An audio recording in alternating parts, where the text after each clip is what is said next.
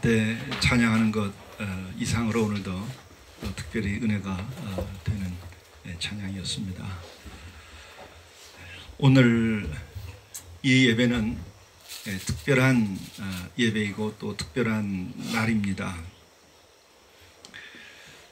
또 역사적인 날이 될 것이라고 생각을 합니다.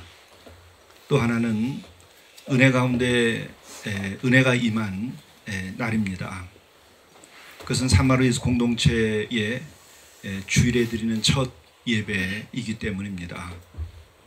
오늘 여기까지 이르는 데는 먼저 죄송하지만 제 개인적인 고백을 드려야 하겠습니다. 제가 수도원적인 공동체, 또 처음에는 영적인 공동체를 세워야 하겠다라고 하는 인도하심을 받은 것은 1991년도였습니다. 그러니까 해로 말하면 근 30년의 시간이 흐른 이후에 오늘 여기에서 첫 예배를 드리게 된 것입니다. 그리고 또 우리 산마루 교회적인 측면에서 보면은 20년 만의 일입니다. 21세기 첫 부활절 아침, 마치 출애굽하라고 하는 말씀에 따라서 준비가 되어 있지 아니하였지만 새롭게 출발했던 그 출애굽 날처럼 저는 제 준비되지 아니하였지만은 21세기 첫 부활절 아침에 저희 집에서 첫 예배를 드렸습니다. 개척이라고 하는 무슨 프랭카드 하나 걸어놓지 아니했고, 또 특별히 외부에다가 그와 같은 예배가 있다는 말도 하지 아니하고, 오직 당시에 모였던 몇 사람들이 함께 21세기를 맞아서 그간 주님께서 세우라 하시는 그 21세기 교회, 그것을 세우기 위하여 시작을 했습니다.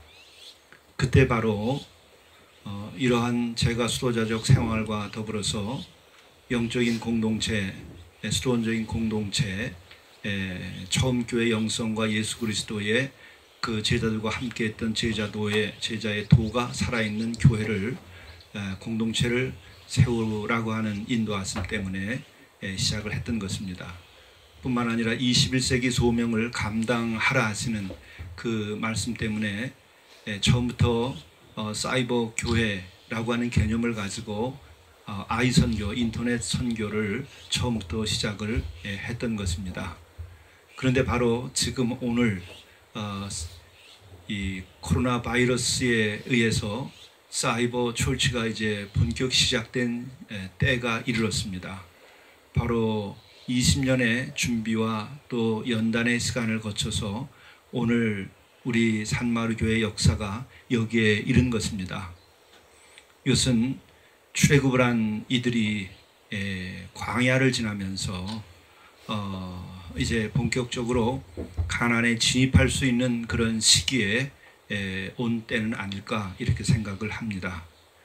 그래서 교회적으로 20년 만에 일이 된 것입니다. 그리고 또한 작게는 7년여 만에 의미 있는 날이기도 합니다. 우리들이 어려운 이웃을 돕는 과정에서 그들을 어떻게 하면은 자립자활시킬 수 있고 주님의 거룩한 백성으로 삶을 살아갈 수 있게 할 것인가를 생각하면서 우리들이 부암동에 사랑의 농장을 2006년도에 시작을 했고, 그리고 또 2년 후에 포천에 해맞이 공동체를 만들어서 공동체에서 삶을 그분들이 생활할 수 있도록 노숙인들을 위한 공동체를 세웠었습니다. 그리고 7년이 지난 다음에 많은 경험을 했습니다. 절반의 실패, 절반의 교훈을 얻고 문을 닫았습니다. 그 후 7년이 지나서 지금 여기에 이제 처음 교회가 세워질 때에, 그리고 30년 전에 저 개인에게 주셨던 소명과 모든 것이 다 합해져서 이제 종합적으로 이 공동체가 시작을 하게 됐는데, 그것의 진정한 시작은 여기에서 성일, 거룩한 주일을 우리가 함께 지키며 예배하는 것입니다.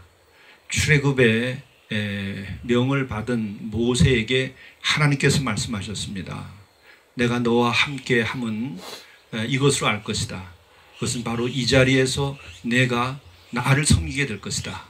그것은 아바드라고 하는 히브리어인데 그것은 예배할 것이라는 말이었습니다.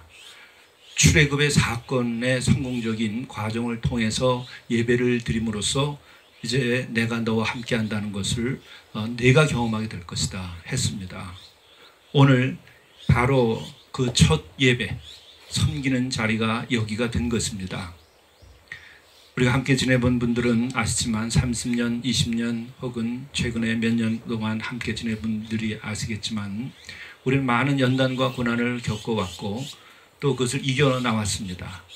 또 그것도 저 개인이나 혹은 우리 몇 사람들의 생각으로가 아니라 우리는 끝까지 손해를 보거나 어려움이 생겨도 우리는 주의 말씀에 따라서 소명을 기준으로 해서 우리는 순종해 왔습니다.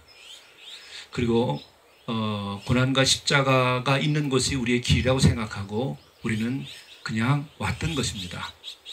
그리고 오늘 여기에 이르는 것이겠죠. 이르게 된 것입니다.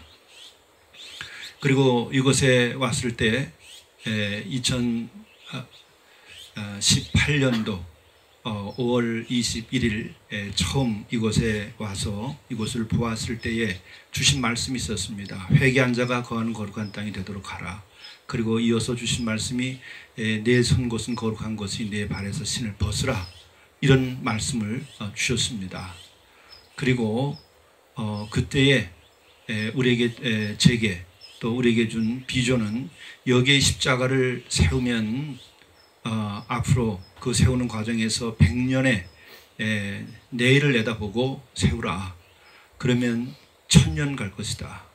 그것은 바로 주님 오실 때까지 가게 될 것이라고 하는 것입니다. 이 땅에도 또 이 인근에도 아주 유명한 사찰이 있습니다. 불국사와 같은 경우들은 이곳에 있지 않지만 1500년의 역사를 가지고 있습니다. 그러나 우리 기독교는 지금 130년의 역사밖에 없습니다. 앞으로 1000년 후 기독교가 이 땅에서 복음을 선포하고 하나님의 나라를 선포하며 그 나라를 만들어 갈 수 있다고 생각합니까? 저는 있다고 생각하는데 그것은 바로 십자가를 세우고 우리가 십자가를 지면 가능한 것이고 그렇지 않으면은 확신할 수 없을 것입니다. 바로 이 자리는 여러 가지 하늘과 땅의 모든 조건과 그리고 이 시대의 때를 볼 때에 이것은 100년의 시간을 거쳐서 우리가 세워야 하는 것이고 100년의 고난을 거치면 1000년 가게 될 것입니다. 그것은 바로 이 골짜기가 복된 골짜기가 되고 또 우리가 바로 복의 근원이 돼서 이 골짜기에 사는 분들과 평창에 사는 분들이 희망을 가지게 하고 삶의 변화가 일어나게 하게 될 것입니다. 그리고 또한 이것은 이 나라의 우리 교회와 그리고 나라와 교회의 화합과 통일과 복음화가 성취되는 데 이곳이 중요한 성지가 될 것입니다. 그것은 저의 계획이 아니라 주의 뜻이기 때문에 순종하게 되면 될 것입니다. 그리고 또한 이것은 여기로부터 세계의 평화를 도모하는 일이 될 것입니다. 역시 이것은 저의 능력으로 불가능하고 여러분과 제가 힘을 합쳐도 불가능합니다. 그럼에도 불구하고 주께서 함께 하시고 주께 주신 뜻에 순종하면 그것은 저절로 될 것입니다. 단 우리가 진정으로 십자가를 지고 진정으로 우리들이 성화되고 진정으로 우리가 거룩하고 자유로운 죄로부터 자유로운 진리로 인하여 자유케 된 삶을 살게 될 때에 그와 같은 일이 반드시 있게 될 것입니다. 그리고 또한 이것은 우리가 아니면 안 되는 것이 아니라 이것은 하나님의 불리움 받은 자들에 의해서 이곳에서 진행될 것입니다. 그것은 분명 하나님의 뜻이기 때문에 그렇고 지금까지 30년의 저 개인의 여정에서도 더욱 갈수록 확신을 가지게 되는 것입니다.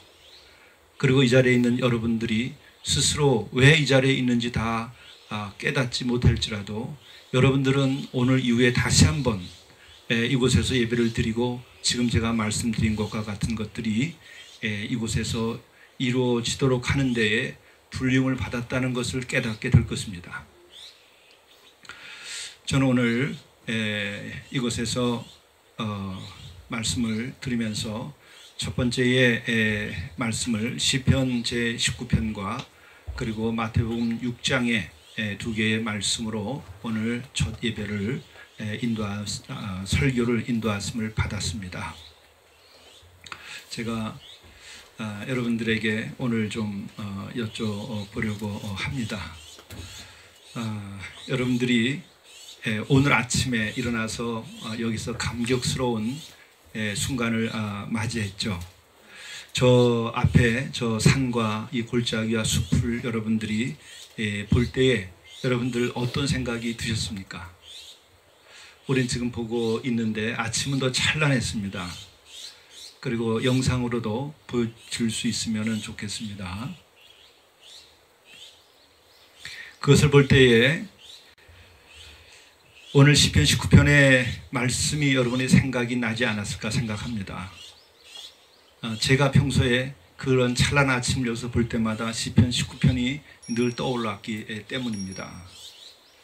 하늘이 하나님의 영광을 선포하고 궁창이 그의 손으로 하신 일을 나타내는도다. 하늘이 살아서 하나님의 영광을 선포하는 것이 여러분들 보이지 않았습니까?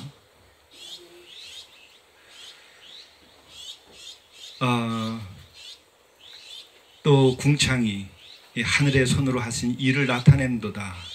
여기서 궁창이라고 하는 것은 구름을 우리가 생각해 보면 됩니다. 이 물이 있는 거죠. 수분이 가득한 것이죠.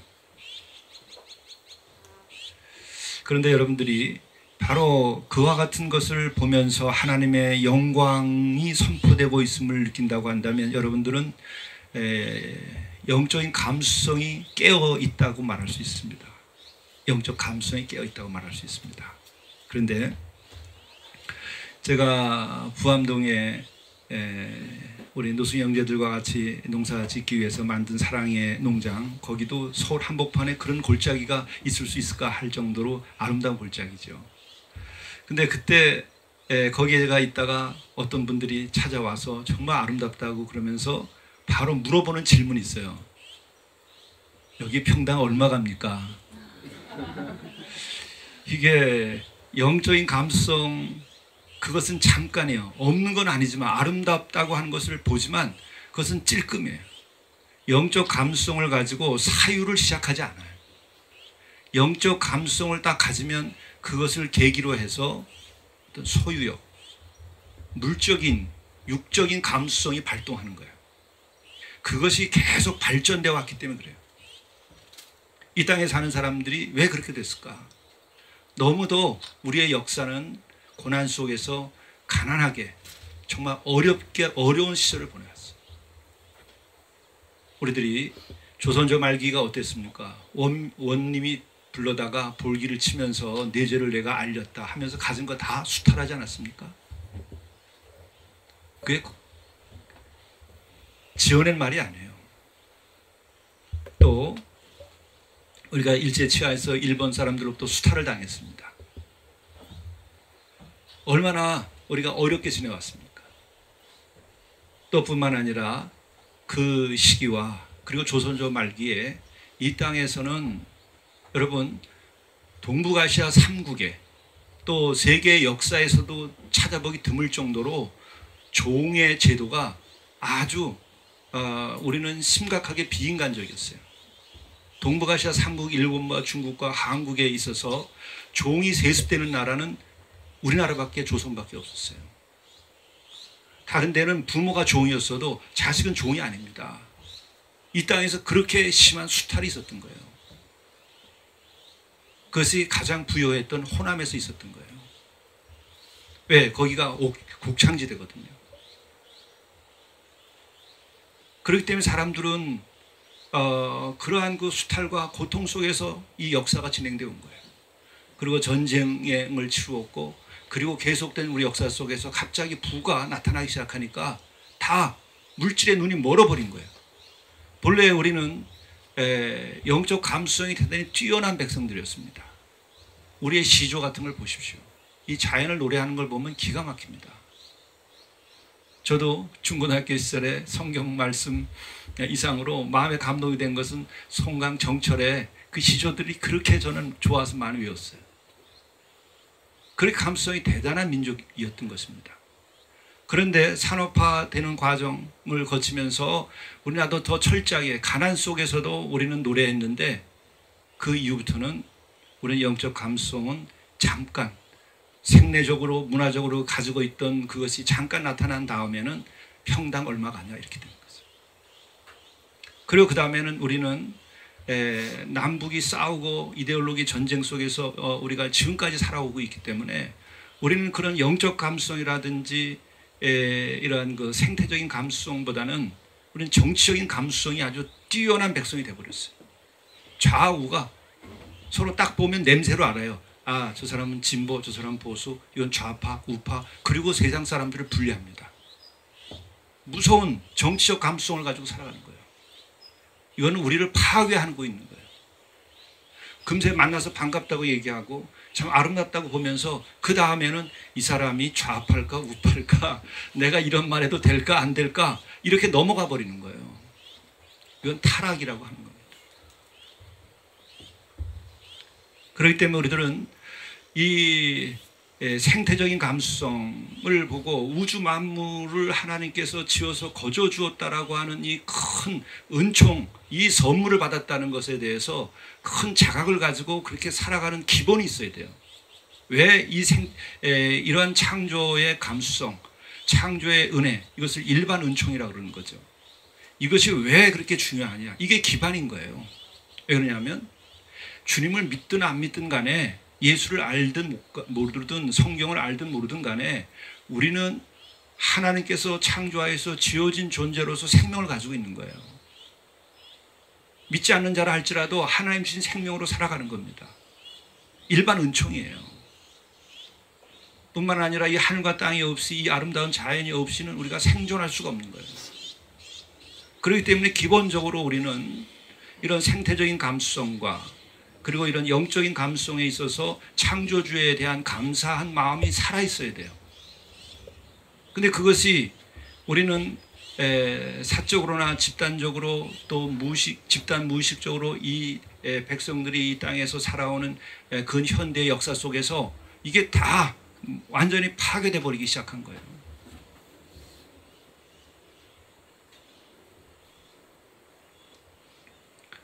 이것이 회복돼야 되는 것이죠. 이것이 회복되는 것이 우리가 인간으로서 서로를 존중하고 또 자연을 파괴하지 않고 더 아름다운 세상을 만들어가는 길입니다. 지금 이제 마지막 벽에 우리가 부딪혔죠. 뭡니까? 코로나 바이러스는 뭐예요? 우리 한국 사람들만이 아니라 산업화된 세계에서 살고 있는 모든 인간들이 지구를 파먹기 시작해가지고 이제는 더 이상 코로나 바이러스가 자기네들끼리 살던 세계가 파괴됐어요. 자기네 뚝이 무너졌습니다. 자기네들의 성이 있었는데 인간들이 파괴를 해서 그 성을 뚫고 들어간 거예요. 그랬더니 바이러스가 생존할 수 없으니까 이제는 생존하기 위해서 사람의 단백질이 필요한 거예요. 그 사람에게 들어온 겁니다. 그냥 놔뒀으면 걔네들은 우리에게 들어오지 않았어요. 왜? 동물들과 더불어 살면서 생존할 수 있었어요. 근데 동물들을 갖다가 우리들이 산업화하고 지구를 파괴하면서 동물들의 삶의 자리를 파괴시켰잖아요. 근데 그 바이러스는 동물들과 같이 살 때는 죽지 않아요. 동물들이 적당히 함께 공생했던 거예요. 근데 그것이 우리들이 그들이 살고 있었던 성을 파괴하고 들어가니까 그들이 살기 위해서 우리에게 들어왔어요. 그래서 너희들이 가지고 있는 단백질 좀 먹고 살자. 너희들도 먹고 살듯이 나도 먹고 살아야 되겠다. 그래서 우리들의 단백질을 먹고 살기 위해서 들어와 가지고 하는데 우린 죽는 거예요. 우리가 저지른 대가를 받는 겁니다. 여기서 우리는 마지막 벽을 무너뜨린 대가를 받고 있다는 것 때문에 우리는 여기서 이제 마지막 우리 또한 벽이 무너지게 되어버린 거예요. 대가를 똑같이 받은 거예요. 눈에는 눈, 이에는 이로 받은 겁니다. 성경에 어긋나지 않아요. 어떻게 보면. 그랬을 때 우리가 여기서 멈춰 서서 더 이상 이렇게 폭력적이고 이렇게 파괴적인 우리의 행동을 중지해야 되겠다고 생각해야 되는 겁니다. 그래서 창조주 하나님의 은혜와 또 그 감사함을 가지고 충만해져야 돼요. 그러면 이렇게 끝도 없이 파괴하지 않습니다. 왜? 은혜를 모르고 감사를 모르기 때문에 끝없이 파괴하는 거예요. 왜? 내 속에 궁핍함이 있어서. 가져도 궁핍한 거예요. 20평짜리만 살아도 충분한데 20평 다음에는 40평이어야 되고 50평이어야 돼요. 몸뚱아리가 몇 개라고 키가 그때 많이 자랍니까? 식구들이 늘어납니까? 그렇지 않은데도 그렇게 멈춰서지 않고 계속 가는 거예요. 그것은 왜? 이미 하나님께서 지으신 세계 가운데서 우리는 부족함이 없이 살아갈 수 있도록 지음받았다는 거예요. 그래서 너희들 염려하지 마라. 하늘에 나는 새를 봐라. 들에 핀 꽃을 봐라. 길싸움도 하지 않고 싸움도 하지 않고 너희들처럼 경쟁하고 너희들끼리 잡아먹고 그렇게 하지 않아도, 그렇게 개발하지 않아도 다 지금 잘 살고 있지 않냐. 이걸 보라는 거예요. 근데 이제는 볼 것도 없어요. 왜? 도시에다 사니까 안 보입니다. 도시에서 뭘 봅니까? 경쟁, 자동차, 다 이것은 좋은 아파트 다 개발해야 되고 다 경쟁해야만 얻을 수 있는 거예요. 경쟁하지 않으면 얻을 수 있는 게 아무것도 없어요. 도시에서. 그렇잖아요. 좀 더 나은 자동차, 그만큼 더 벌어야 되고 버는 것만큼 자연을 파괴해야 되고 또 다른 사람을 무찔러야만 돼. 완전히 다 물질적인 감수성, 그 다음에 아주 공격적이고 탐욕스러운 육적인 감수성만 키운 거예요. 거기서 나오게 해야 돼요. 그게 뭐예요? 코로나 바이러스를 통해서 하나님께서 너희들 다시 자연으로 나가라. 나의 은혜를 알라. 다시 하나님의 영광을 선포하고 있는 이 하늘과 땅을 바라다 보라. 이것 자체가 우리들에게는 문명적인 해결의 길이고 여러분과 내가 행복하게 살 수 있는 길이에요. 이것 빼놓고 또다시 행복을 얘기하는 것은 여러분 행복을 주지 않습니다. 요즘에 행복에 대한 책을 그렇게 많이 쏟아져 나오는데 그거 가지고 행복하게 될 수 있는 게 아니에요. 왜? 우리는 배 밑창을 뚫고 있기 때문에 그 위에서 아무리 행복한 파티를 해도 아무리 맛있는 걸 먹고 또 남녀가 즐겁게 서로가 살려고 한다 하더라도 배는 가라앉고 있는 겁니다. 그래서 우리는 이곳으로 나와야 돼요. 생태를 보존하라고 얘기하고 있는 거예요. 그런데 이것이 여러분 단순하게 도덕적인 것과 국가정책으로 이게 될 수 있을까요? 그게 아니라 인간들이 회개하고 인간들이 이 생태적인 감수성과 창조주 하나님의 그 지으신 창조를 바라다 볼 수 있는 영적 감수성이 살아나야만 해결될 수 있는 거죠. 제가 오늘 이 말씀을 오스트리아 여행 중에 알프스를 내가 산을 지나가면서 이 시편 19편의 말씀을 정말 감동스럽게 내가 그 가슴에 새기고 느꼈던 게 있어요. 뭐냐면 하늘이 하나님의 영광을 선포하고 궁창이 그의 손으로 하신 일을 나타내는도다. 오늘 아침에 이 자리에서 아침을 맞이한 분, 새벽을 맞이한 분들은 이 말이 무슨 말인지 다 알 겁니다. 이 자리에 오지 않은 분은 알 수가 없어요. 와야 돼요. 봐야 돼요. 그러면서 날은 날에게 말하고, 날은 이게 낮이라고 하는 말도 돼요. 낮은 낮에게 말하고 밤은 밤에게 지식을 전하니 언어도 없고 말씀도 없으며 들리는 소리도 없으나 그의 소리가 온 땅에 통하고 그의 말씀이 세상 끝까지 이르도다. 하나님, 제가 이 말씀에서 정말 놀라운 걸 경험했어요. 오스트리아에 가가지고 이제 모차르트의 고향 그걸 가는데 알프스를 지나고 가는데 그때 제가 귀에다가 모차르트 교향곡 1번을 듣고 있었어요. 근데 저는 그때 깜짝 놀랐어요. 산에서 소리가 나오더라고. 교향곡이. 그런데 이게 너무나 놀라운 것이요. 이 소리가 산에서 나온 소리랑 똑같아요. 그리고 이어폰을 뺏고 산을 보는데 그냥 산에서 소리가 들리는 거예요. 그래서 제가 깨달았어요. 모차르트가 이 창조 섭리에 대한 영적 감수성이 있었기 때문에 산의 소리를 듣고 옮겨 적은 거구나. 그렇게 감동스러울 수가 없는 거예요. 그런데 보세요. 제가 10여 년 전부터 아주 특별히 한동안 굉장히 좋아했던 말로, 오스트리아 사람이에요. 알프스에서 자란 사람이에요. 슈베르트, 요한 스트라우스 1, 2세, 브루크너, 하이든은 천지창조를 작곡했죠. 어디서 이 들었을 것 같아요. 그 소리를 내가 막 지어냈을 것 같아요. 언어가 본래 있었던 거예요. 소리 없는 본래의 언어가 있었던 거예요. 그게 말씀이에요. 로고스예요. 우리가 말은 한국어, 일본어, 방언을 우리가 만들어서 쓸 수 있어요. 글자와 이런 것들을. 그러나 그 말을 말되게 하고 그것을 그런 문법과 그런 것으로 세계를 인식할 수 있게 하고 또한 소리를 듣게 하는 것은 본래 소리가 있었던 것이, 그 말이 있었던 거예요. 그게 로고스예요. 그것이 어떻게 계시되는가? 하나님이 주신 창조 이 세계를 통해서 계시되는 거예요. 하나님의 영광을 우리가 실제로 여기서 봐야 되는 거예요. 그게 하나님이라고 우리가 이름을 하든 하지 않든 상관없이 창조주 그분의 영광이 이 하늘과 땅에 충만하게 드러나는 거예요. 그것을 들을 수 있는 자, 그것을 듣되 악보로 옮길 수 있는 네가 모차르트가 되는 것이고 말러가 되는 것이. 근데 그것을 들을 수 없고 그것을 봤을 때 저거 땅이 몇 평 갈까? 값이 얼마 갈까? 평당 가격을 따지면 그것은 완전히 먹이만 갖고 사는 개처럼 사는 거예요. 그게 저주입니다. 그게 자기 몰락이에요. 자기 파괴예요. 인간은 그렇게 지금 또 이 땅에 많은 사람들은 자기 파괴와 자기 학대와 자기를 더럽혀가면서 추하고 이렇게 살아가는 거예요. 거기다 우리는 정치적인 그러한 감수성만 가지고 편을 나누고 살아가기 때문에 더 심각한 집단적인 고통 속에서 살아가는 거예요. 이거 어떻게 치유할 수 있을 것 같아요? 설교 듣고 치유가 될까요?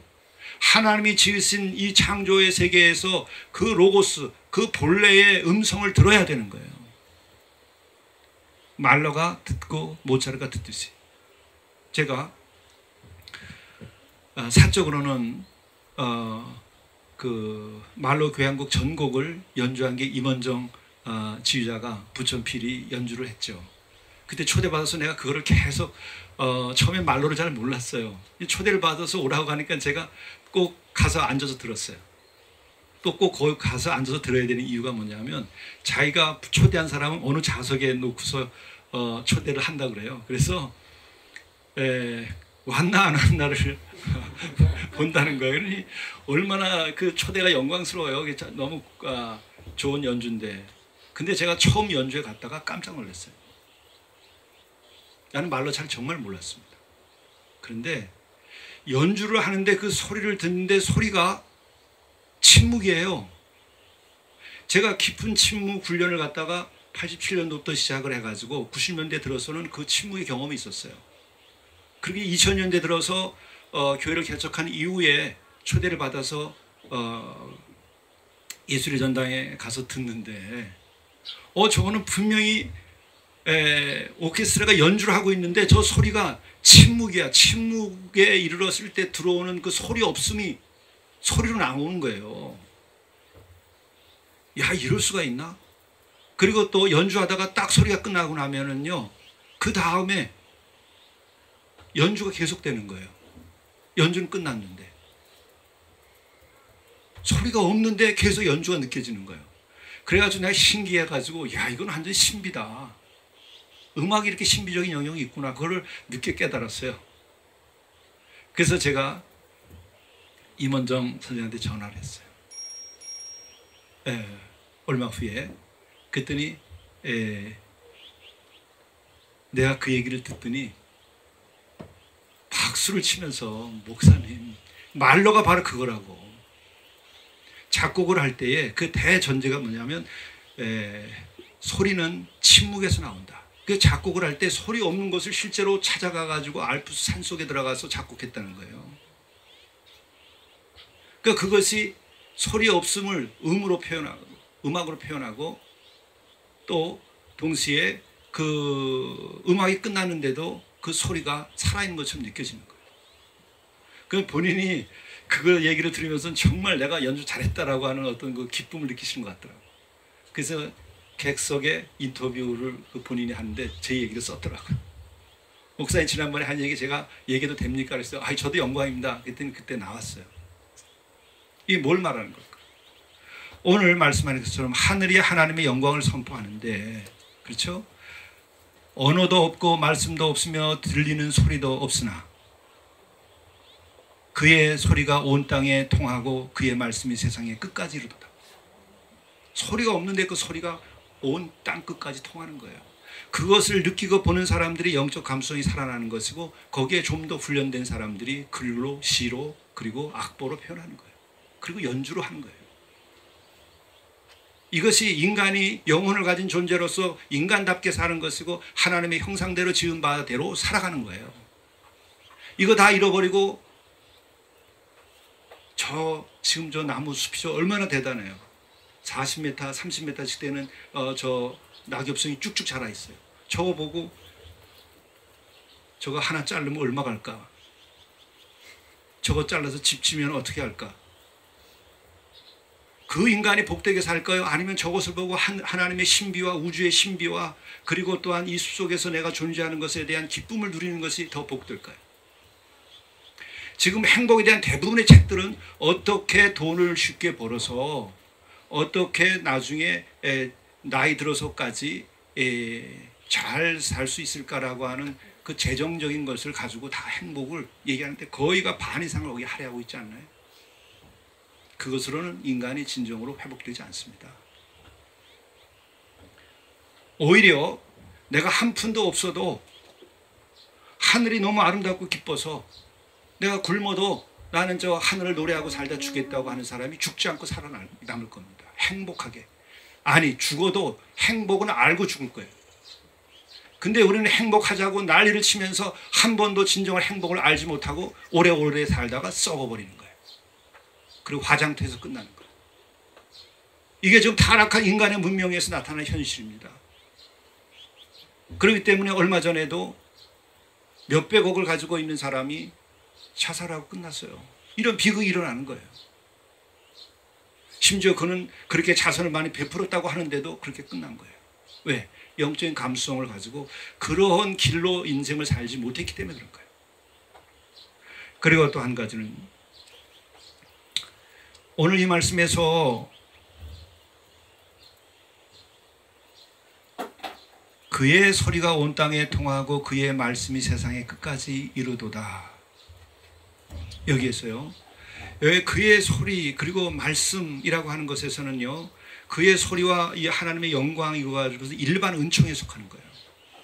자연의 은총, 창조주의 은총에 속하는 거예요. 그러나 이 말씀, 그 다음에 예수 그리스도의 가르침, 그 진리, 이것은 특수 은총에 속하는 겁니다.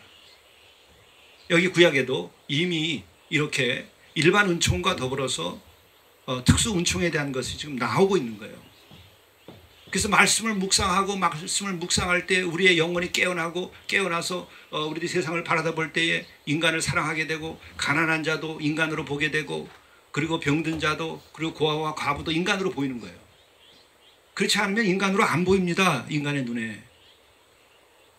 그리고 똑같이 그런 피해를 입은 자들은 똑같이 그것을 남들에게 보내요. 그래서 가난한 동네는 더 심하게 싸우고 가난하게 살아요. 제가 노승 형제들과 함께 하면서 제가 그들에게 정말 가슴 아픈 마음으로 통탄을 하며 내가 얘기했던 게 있어요.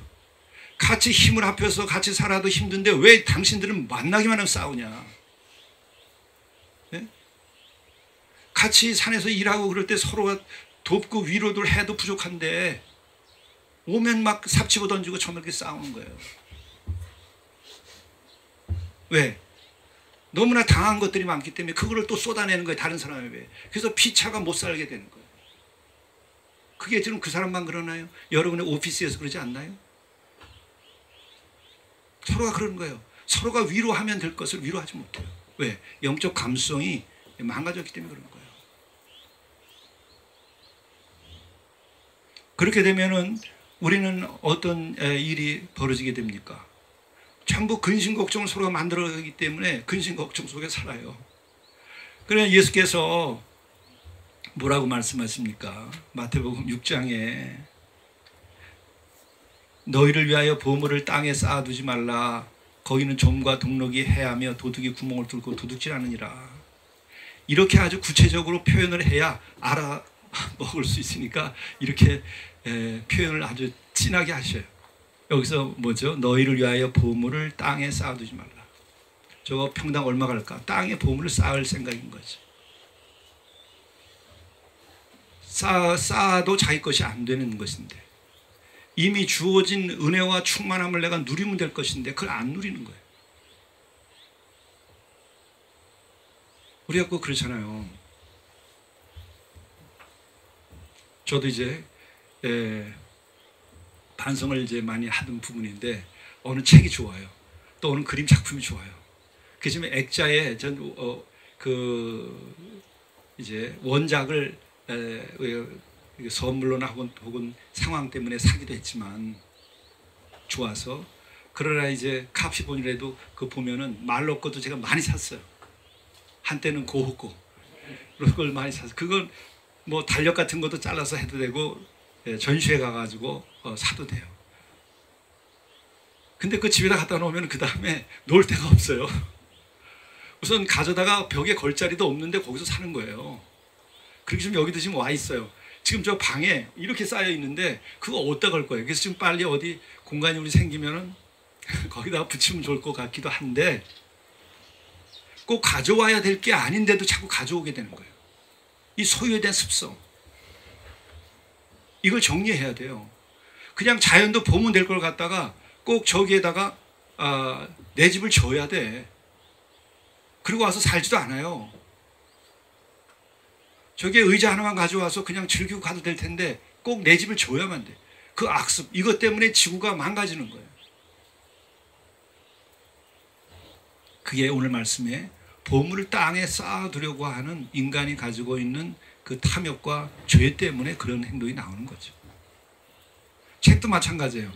도서관에서 빌려서 봐도 되고, 또 요점만 이렇게 정리돼 가지고 기억하면 될 텐데, 그것도 또 소유를 해야 돼. 가져다가 지금 책을 어디 놓을 데가 없어요. 지난번에 사랑의 농장에 그 집 이사하는데 여러분 고생 엄청나게 했어요. 책을 버리는 데만 돈이 엄청나게 들어가는 거예요. 그거 한 권당 몇만 원씩 산 것들을 다 그냥 무게 달아서 그냥 팔아버리는 거예요. 왜 이런 일을 내가 했을까? 지금 여기도 지금 책 갖다 놓고 지금 처리할 수가 없는 거예요. 그전에도 한 2트럭은 버렸어요. 그런데도 철이 아직 안 나가지고 또 지식에 대한 탐심이 있는 거예요. 그거 다 가지고 살 수 없어요. 그냥 자연의 아름다움과 하나님 지으신 세계를 보고 여기에 흠뻑 빠졌다가 하나님께로 돌아가면 되는 거죠.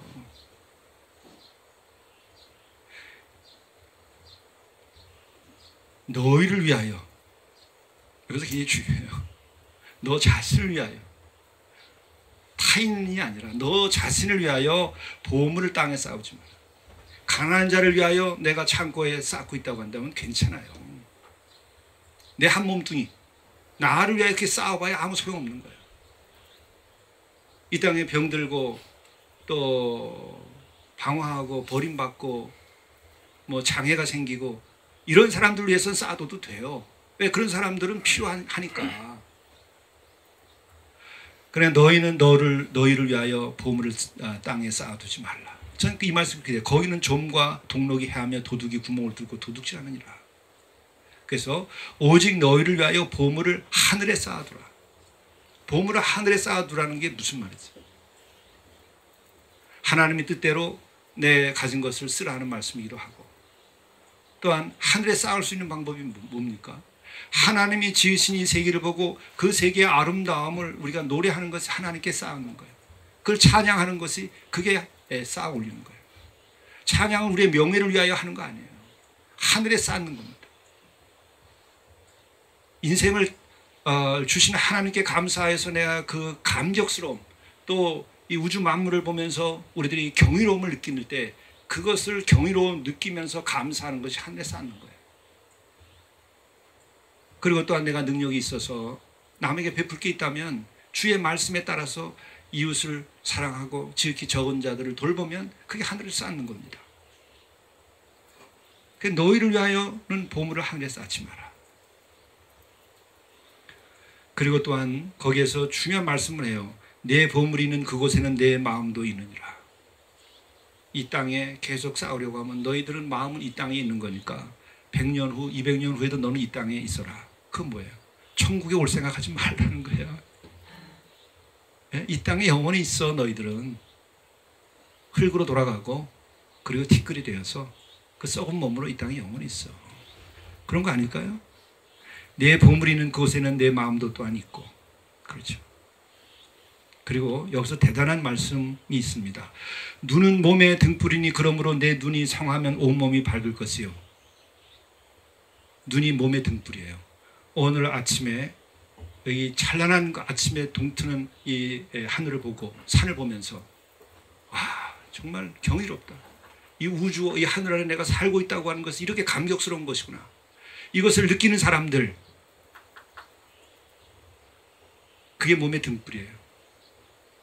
그리고 그 존재가 성하게 되는 거예요. 밝아지고. 근데 그걸 보고도 보이지 아니하는 사람들은 그냥 육적인 어둠 속에 빠져 사는 거예요. 같은 몸을 가지고 있지만 육에 속하지 않고 영에 속한 사람들은 그 찬란한 아침을 보며 거기에서 감격스러워하고 경의를 맞이하며 경이롭게 대하며 살게 되는 거죠. 그렇게 될 때에는 그게 밝은 거예요. 그를 느끼지 못하고 숲을 보면서도 저게 나무값이 얼마일까? 저기 평당 얼마 가니까 집지려면 얼마 들까? 이것만 가지고 계속 하면서 숲만 해치고 그리고 와서 살지도 않고 그런 그 우매한 짓을 하고 있는 사람들이 어둠 속에 빠지는 겁니다. 눈이 나쁘면 온몸이 어두울 것이니 그러므로 내게 있는 빛이 어두면 그 어둠이 얼마나 더하겠느냐. 지금같이 살다가 코로나 바이러스에 의해 가지고 지금 죽어가는 거죠. 하나님의 말씀이 맞습니까? 안 맞습니까? 예수님의 말씀이 맞습니까? 안 맞습니까? 이제 그만, 이제 멈춰라. 말도 좀 그만해라. 마스크까지 씌웠어요. 너희들 얘기하는 게 시끄럽다. 너희들이 말이 말 같은 말이나 하냐? 매일 싸우고 사랑을 나누기 위해서 서로 이해하려고 말을 주셨는데 또 이 자연과 소통하도록 경이롭게 느끼도록 복되게 하려고 다 줬는데 다 소통이 안 되는 말만 하는 거예요. 이기려고 말하고 짓밟으려고 말하고 조롱하려고 말하고 내 편 가르려고 말하고 탐욕스럽게 다 취하려고 말하고 지금 계속해서 쏟아져 나오는 말들, 인터넷에 넘치는 말들이 다 어떤 말들인가요? 그럼 이것을 어떻게 우리들이 이 눈이 어두운 이 몸으로 사는 인간들, 어둠 속에 사는 인간들이 어떻게 이것을 해결할 수 있을까요? 그것은 바로 영적인 감수성과 생태적인 감수성을 회복하는 일이에요. 눈이 밝아져야 돼요. 하나님께 불순종하여서 얻어서 가져진 그 눈이 밝아진 것은 선악을 분별하며 타인들을 판단하고 타인들을 갖다가 치는 데 쓰는 그 밝음이에요. 그러나 그것이 아니고 회개하여서 이제 새롭게 영적으로 거듭나서 가지게 되는 이 영적인 생태적인 이 감수성, 이 눈을 가져야 되는 거예요. 눈이 있으면 보라, 귀가 있으면 들으라. 너희들은 결코 두 주인을 섬기지 못할 것이니 하나님과 재물을 겸하여 섬기지 못하더라. 여기서 재물이라고 하는 것은 그런 그 육적인 것을 말하는 거예요. 이제 우리는 한계에 왔어요. 내가 살 거냐 죽을 거냐, 인류가 생존할 거냐 생존하지 못할 거냐. 대부분의 학자들은 또 생물학자들도 요즘 그러더라고요. 인간의 종이 앞으로 얼마큼 생존할 수 있을까. 부정적으로 보는 사람들이 당장 오늘 끝난다고 말하지 않지만 부정적으로 지금 말하는 사람이 다수라고 얘기해요. 인간만이 한 종으로 지금 존재하고 있대요. 이 하나의 종이 끝나면 인간은 지구상에서 사라지는 겁니다. 우주에서. 지금 우리가 살아온 이 방식이 스스로 죽음을 재촉하고 멸망을 재촉하고 있는 거예요. 어떻게 이것을 해결할 것인가? 두 주인을 섬길 수 없어요. 하나님을 섬겨야 돼. 그럼 하나님께 지으신 이 창조의 세계에 대한 아름다움을 보고 그걸 노래해야 돼. 그것이 눈에 들어와야 돼. 그것으로 내가 밝아져야 돼. 창조의 은총, 일반의 은총을 우리가 이제 경험해야 돼. 그렇기 때문에 이 깊은 산 골짜기에 크게 많은 건물을 짓지 않고 우리가 생태적인 감수성과 영적 감수성을 가지고 우리가 여기서 생활할 수 있는 범위 안에 작게 집을 짓고 생존할 수 있게, 그렇게 하고 여기서 이 자연과 더불어서 살아가고 하나님께 영광을 드리는 삶부터 시작해야 되는 거예요.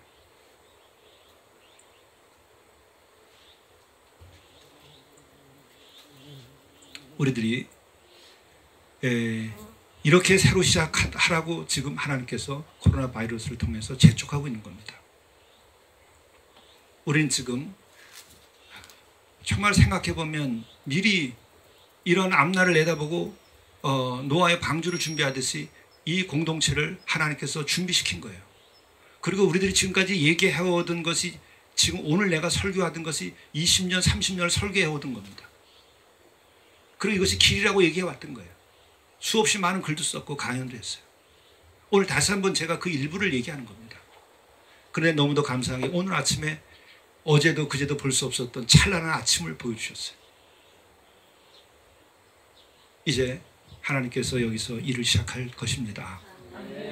그리고 여러분들이 눈이 밝아져서 그 밝음을 함께 나누게 될 때에 이것이 이곳으로부터 시작되어서 오늘, 내일, 그리고 10년, 20년, 그리고 100년, 1000년을 가게 될 때에 이 땅, 이 골짜기가 복되게 될 것이고 한국 기독교가 살아나는 일이 될 것이고 이 민족이 진정으로 화해와 평화로 나가게 될 것이고 진정으로 우리가 이 땅에서 하나님의 나라와 그 일을 선포하면서 이 땅에 평화를 만들어가는 이 시원이 되게 될 것입니다.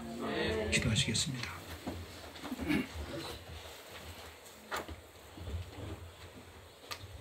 하늘이 하나님의 영광을 선포함을 우리로 하여금 오늘 아침에도 보게 하시니 감사합니다. 이것을 잃어버리지 아니하도록 인도하여 주옵소서.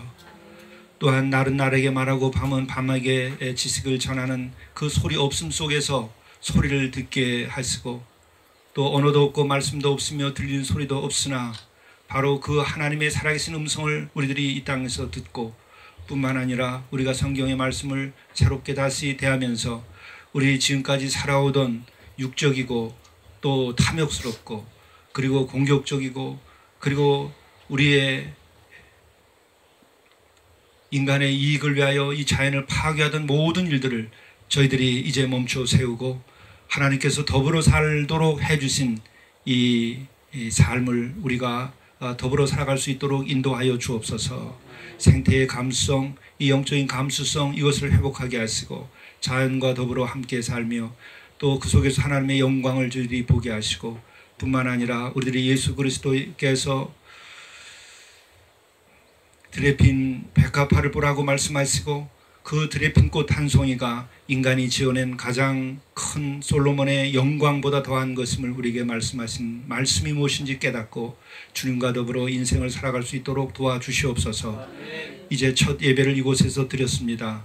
앞으로 또 예배를 드릴 때에 더욱 우리에게 영광으로 나타나 주시고 또한 들을 수 없던 귀가 뚫려서 들을 수 있게 되도록 도와주시고 더욱 경이로운 것들을 볼 수 있게 하시고 예수 그리스도의 사랑을 실천할 수 있도록 인도하여 주옵소서. 우리 주 예수 그리스도의 이름으로 간절히 기도드리옵나이다. 아멘.